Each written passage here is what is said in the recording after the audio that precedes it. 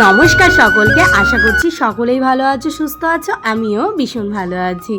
আমি আমার জীবনের প্রত্যেকটা মুহূর্ত এভাবে তুলে রাখতে চাই।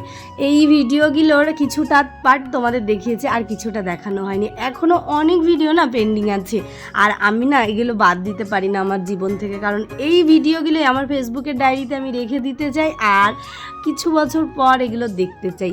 আমার বান্ধবীদের ওখানে তো হোলিটা ভালো হয়, ও আমাকে ডেকেছিল, গেছিলাম, কিন্তু সত্যিই ভালো হয়। আর ওর সাথে থাকলে আমার যেখানেই থাকি না কেন সেখানে ভালোই লাগে, খারাপ কখনোই লাগে না। আর আমি সত্যিই ভাগ্য করে এরকম একটা বান্ধবী পেয়েছি যে নিজেও আনন্দে থাকে আর আমাকে সব সময় আনন্দে রাখার চেষ্টা করে। যেখানেই যাক না কেন একবার হলেও আমাকে জিজ্ঞাসা করে এখানে আমি যাব কি না।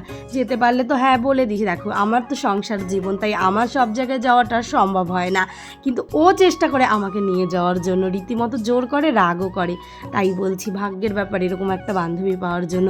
সত্যি বলছি এবছর হোলিটা আমার জীবনে খুব সুন্দরভাবে এসেছিলো, খুব আনন্দের সাথে এসেছিলো, আর খুব ভালো কাটিয়েছি।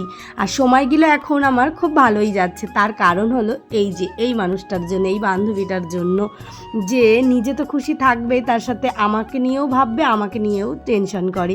তো এখানে আমাদের হোলি তো এনজয় করছিলাম, তার সাথে নানা রকম কথা হচ্ছিল।